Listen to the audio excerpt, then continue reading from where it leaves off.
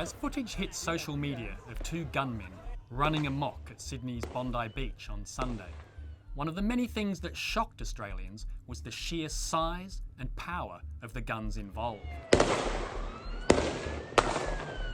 Australians have become accustomed to believing that their country does not have a gun problem. A 1996 mass shooting at Port Arthur in Tasmania led to a ban on semi-automatic weapons. As that ban came in, Australians saw television images of pile upon pile of surrendered guns being scrapped. They imagined that carnage like Port Arthur would never happen again. But in Bondi on Sunday, the two men had bolt-action rifles of a heft that seemed out of kilter with any legitimate recreational use.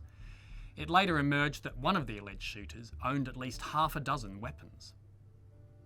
The number of guns in Australia has increased relentlessly since the late 1990s, to the point where there is now one licensed firearm for every 7 Australians. So how did we get here?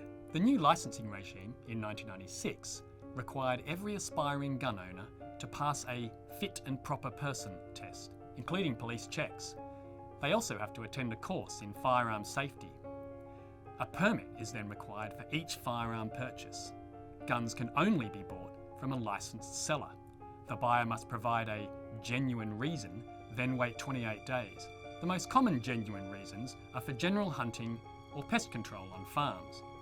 But the authorities have clearly taken a very permissive, light touch approach to vetting requests. The Prime Minister has now said, tougher gun laws, including limits on the number of guns that can be used or licensed by individuals. He has also called for more regular checks on a person's fitness to own those guns, like a gun licence MOT.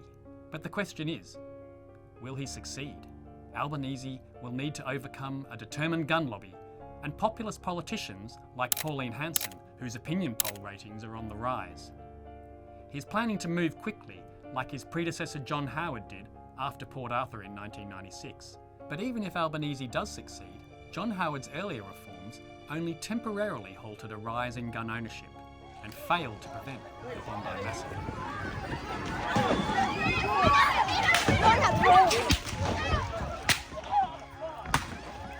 So it's clear that gun reform alone may not be enough to prevent another tragedy.